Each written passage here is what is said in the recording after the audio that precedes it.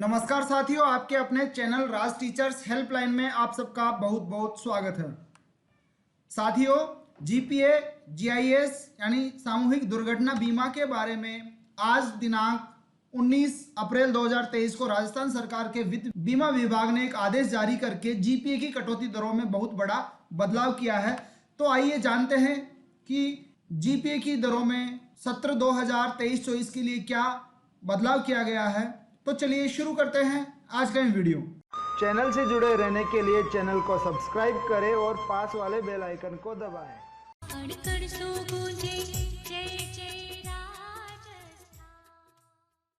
साथ ही वीडियो शुरू करने से पहले मेरी आपसे रिक्वेस्ट है कि अगर अभी तक आपने हमारे चैनल को सब्सक्राइब नहीं किया है तो चैनल को सब्सक्राइब जरूर कर ले और बेल आइकन को दबाकर नोटिफिकेशन भी ऑन कर ले ताकि हमारे आगे आने वाले वीडियोज की जानकारी आपको सबसे पहले मिल सके। तो चलिए वीडियो में आगे बढ़ते हैं।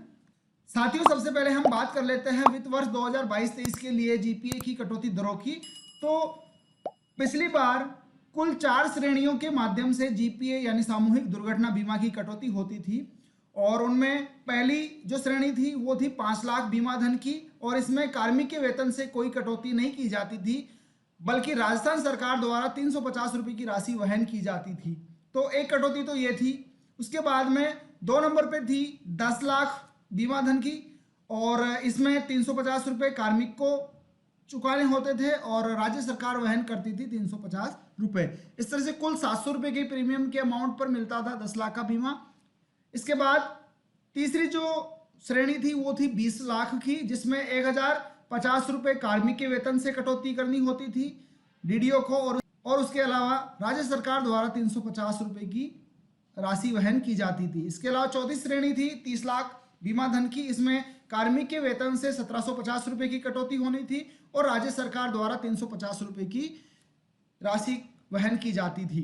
तो इस तरह से 4 श्रेणियां बांटी गई थी वित्त वर्ष 2022-23 के लिए। लेकिन आज जो ऑर्डर जारी हुआ है उसमें वित्त वर्ष 2023-24 के लिए जीपीए की कटौती दरों को अपडेट कर दिया गया है और जो कुल 4 श्रेणियां थी उनको घटाकर केवल 3 श्रेणी कर दी गई है। और यहाँ पर पहली श्रेणी है 10 लाख बीमा धन की, इसमें कार्मिक के वेतन से प्रीमियम कटौती होनी है 700 रुपये की। दूसरी श्रेणी है 20 लाख बीमा धन की, जिसमें कार्मिक के वेतन से 1400 रुपये की कटौती होनी है।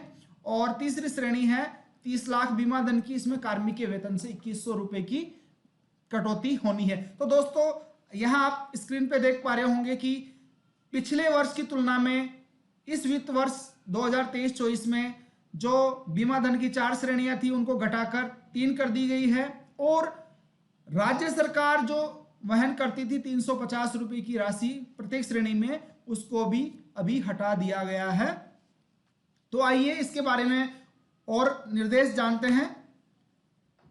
यहां वित्त वर्ष 2023-24 के जीपीए प्रपोजल से संबंधित जो बातें हमें इस बार ध्यान में रखनी है वो है जीपीए के नवीनतम ऑर्डर के अनुसार कार्मिक के प्रीमियम से सरकार का अंशदान हटा दिया गया है। अभी हमने देखा 350 रुपये की राशि जो पिछले वित्त वर्ष में सरकार वहन करती थी वो अब हटा दी गई है और अब पूरी कटौती कार्मिक के वेतन से ही होनी है। साथ ही 350 रुपये वाला विकल्प अब हट गया है, यानी जो पहली श्रेणी थी वो हट गई है। यदि कार्मिक के वेतन से कोई कटौती नहीं होती है तो कार्मिक की दुर्घटना की स्थिति में चिरंजीवी योजना से उसे लाभ देय होगा। तीसरी जो मुख्य बात है वो है रुपए 700, 1400 और 2100 वाली स्लेब ही अब अस्तित्व में है। पहले जो 350 रुपये वाली स्लेब थी वो अब हटा दी गई है। और चौथा जो इंपॉर्टेंट बिंदु है वो है यदि पूर्व में भी यही स्लेब यानी 700, 1400 या 2100 आपके द्वारा चुनी गई थी और अब कोई परिवर्तन नहीं करना हो तो जीपीए प्रपोजल भरने की आवश्यकता नहीं है। लेकिन साथियों, आपके मन में एक सवाल उठ सकता है कि मैंने तो पिछली बार कोई कटौती करवाई नहीं थी, मैंने तो 350 रुपये वाला विकल्प चुना था, यानी कोई कटौती नहीं करवाई थी, मेरा पूरा प्रीमियम सरकार ने वहन किया था, तो अब मुझे क्या करना है। तो साथियों, अगर अभी आपको 350 रुपये श्रेणी वाले बीमा धन को आपको चुनना है तो इस वर्ष आपको जीपीए प्रपोजल भरना पड़ेगा।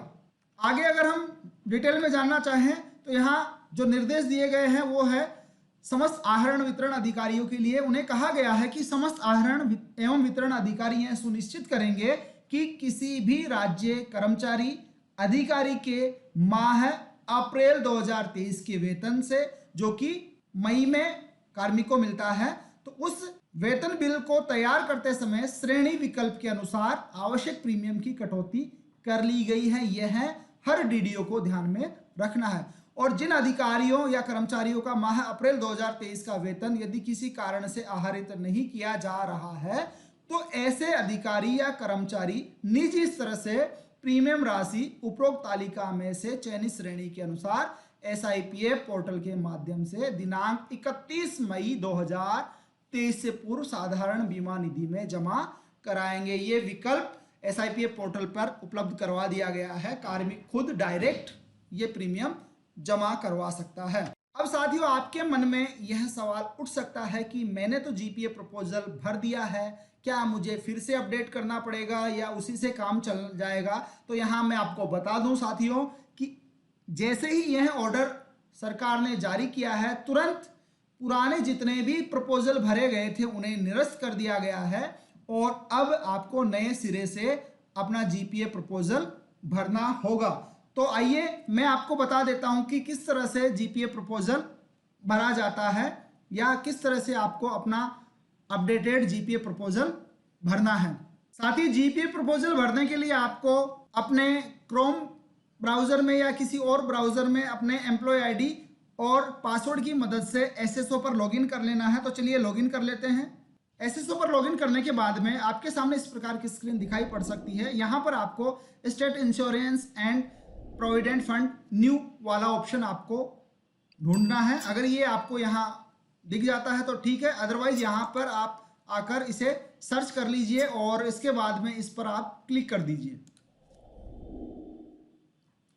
थोड़ी देर वेट करना होगा। जैसे ही आप SIPF के न्यू पोर्टल पर क्लिक करते हैं, आपके आधार पर रजिस्टर्ड मोबाइल पर एक OTP चला जाएगा। उस OTP को आप यहाँ पर वेरिफिकेशन के लिए डाल दीजिए। जैसे ही आप यहाँ पर वो OTP डालेंगे, आपका SIPF अकाउंट लॉगिन हो जाएगा। ये बहुत ही बढ़िया अपडेट राज्य सरकार द्वारा किया गया है SIPF पोर्टल पर, क्योंकि कई बार कुछ लोगों का अपडेशन दुर्भावनापूर्ण कोई अन्य कर्मचारी कर देते थे, तो इसे रोकने के लिए बहुत बढ़िया अपडेट लाया गया है सरकार द्वारा।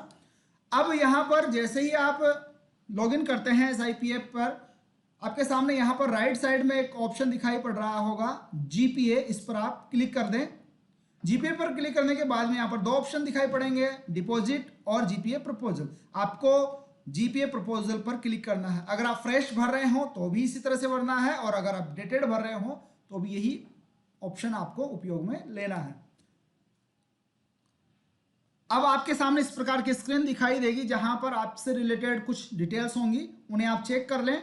इसके बाद यहाँ पर एक ऑप्शन मिलेगा आपको GPA प्रीमियम का, आप इस पर क्लिक कर दें और यहाँ पर क्लिक करने के बाद में आपके सामने जो प्रीमियम अमाउंट्स है, प्रीमियम के जो ऑप्शंस है वो शो होने लग जाएंगे। साथियों, यदि आपने आज से पहले वित्त वर्ष 2023-24 के लिए अगर अपना GPA प्रीमियम प्रपोजल भर दिया था तो यहाँ पर 4 ऑप्शन आपको दिखाई पड़ रहे होंगे, लेकिन जैसे ही ये ऑर्डर जारी हुआ है इन ऑप्शंस को सभी को हटाकर ये केवल 3 ऑप्शंस रख दिए गए हैं। और यहाँ पर आप देख रहे हैं कि गवर्नमेंट के द्वारा वहन की जाने वाली राशि का यहाँ पर कोई उल्लेख नहीं है। यहाँ पर केवल कार्मिक के वेतन से की जाने वाली कटौती की डिटेल है। तो जो भी आप प्रीमियम अमाउंट सेलेक्ट करना चाहते हैं वो आप सेलेक्ट कर लीजिए। यहाँ पर 700 प्रीमियम अमाउंट अगर आप सेलेक्ट करते हैं तो यहाँ पर आपको सम एश्योर्ड मिलता है 10 लाख का।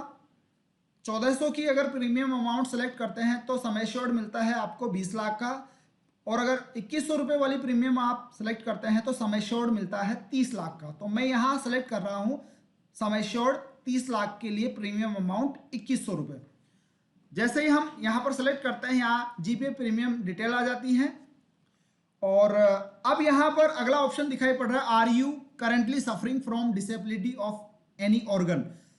अगर आप किसी अंग से संबंधित कोई डिसेबिलिटी से सफर कर रहे हैं या पीड़ित हैं तो आप इस पर टिक करें। जैसे आप इस पर टिक करेंगे आपके सामने ये 4 ऑप्शंस आ जाएंगे। जैसे हैंड से संबंधित कोई अगर आप बीमारी से पीड़ित हैं तो आप हैंड पर क्लिक करें, अदरवाइज फूट, ईयर और आई सेलेक्ट कर सकते हैं। अगर आप किसी भी अंग की विकलांगता से आप पीड़ित नहीं है तो आप यहाँ टिक न करें।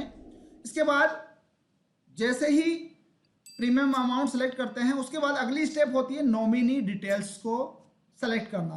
तो यहाँ जितने भी नॉमिनीज आपकी SIPF पोर्टल पर रजिस्टर्ड आपने करवा रखे हैं उनकी डिटेल्स आ जाएंगी। अब आपकी जो दुर्घटना राशि का जो सम एश्योर्ड मिलना है उस अमाउंट के लिए एक नॉमिनी को सेलेक्ट करना होगा। यहाँ से अब आप उस मेंबर को सेलेक्ट करेंगे जिसे सम एश्योर्ड का लाभ आप देना चाहेंगे। तो हम यहाँ से सेलेक्ट कर लेते हैं और इसके बाद में स्कीम का नाम यहाँ बाय डिफॉल्ट आ जाता है और कितना शेयर आप इन्हें देना चाहते हैं वो आप सेलेक्ट कर सकते हैं। अगर आप यहाँ पर 100% सेलेक्ट करते हैं तो किसी और फैमिली मेंबर को आप ये शेयर नहीं दे पाएंगे, और अगर आप टुकड़ों में देना चाहते हैं तो आप यहाँ पर उतना ही सेलेक्ट करें जिनका टोटल मिलकर 100 हो जाए। तो मैं यहाँ पर 100% अपने इन फैमिली मेंबर को देना चाह रहा हूँ तो मैं यहाँ पर 100% लिखकर सेव कर देता हूँ। अब हमने शेयर सेलेक्ट कर लिया है और जो मेरे बाकी के 4 फैमिली मेंबर हैं उनके लिए यहाँ पर 00 है। यहाँ पर आप देख सकते हैं ये जो शेयर अमाउंट आ गया GPA शेयर का वो शो हो रहा है। इसके बाद आखिरी में आपको यहाँ पर नीचे एक ऑप्शन दिखाई पड़ रहा है सबमिट विद आधार, इस पर क्लिक कर दें। जैसे आप इस पर क्लिक करेंगे आपके आधार नंबर से रजिस्टर्ड मोबाइल नंबर पर एक OTP चला जाएगा। उस OTP को आप यहाँ पर एंटर करेंगे और आपका GPA प्रपोजल फिलअप होकर रेडी हो जाएगा। कई बार OTP आने में टाइम लगता है तो आप पैनिक ना हो, थोड़ा वेट कर लें। अदरवाइज रीसेंड का ऑप्शन भी यहाँ पर दिया हुआ है, आप इस पर रीसेंड पर क्लिक करने के बाद थोड़ा और वेट करें तो OTP आ जाता है। तो चलिए हम OTP डाल देते हैं। हमने यहाँ पर OTP डाल दिया। अब यहाँ पर हम सबमिट ऑप्शन पर क्लिक कर देंगे। हमने सबमिट पर क्लिक कर दिया है। सबमिट पर क्लिक करते ही एक ऑप्शन हमारे सामने आता है डेटा सेव्ड सक्सेसफुली, ओके पर क्लिक कर दें और यहाँ पर अब आपके सामने रेडी हो जाता है आपका GPA प्रपोजल। इसे आप प्रिंट कर लें और अपने DDO के पास जमा करवा दें। प्रिंट करने के लिए यहाँ पर ऑप्शन दिखाई पड़ रहा है, इसकी मदद से आप प्रिंट कर लें। आप यहाँ चेक भी कर सकते हैं कि आपके द्वारा जो GPA प्रपोजल भरा है उसमें कोई त्रुटि तो नहीं रह गई है। अगर किसी भी प्रकार की कोई कमी इसमें रह जाती है तो आप इसको मैनुअल चेंज करके, करेक्शन करके, अपने एक इनिशियल करके आप अपने DDO के पास जमा करवा दें और DDO इनकी इस प्रपोजल के अकॉर्डिंग आपके अप्रैल मंथ के वेतन से आपके GPA की कटौती करेंगे। तो दोस्तों ये थी पूरी प्रोसेस SIPF के न्यू पोर्टल पर GPA प्रपोजल भरने की। अगर अभी भी आपके दिमाग में कोई सवाल हो तो आप हमें कमेंट करके पूछ सकते हैं। उम्मीद है ये वीडियो आपको पसंद आया होगा। अगर ये वीडियो आपको पसंद आया हो तो वीडियो को लाइक करें, चैनल को सब्सक्राइब नहीं किया है तो चैनल को भी सब्सक्राइब करें और बेल आइकन को दबाकर नोटिफिकेशन जरूर ऑन कर लें। धन्यवाद साथियों, जय हिंद, जय भारत।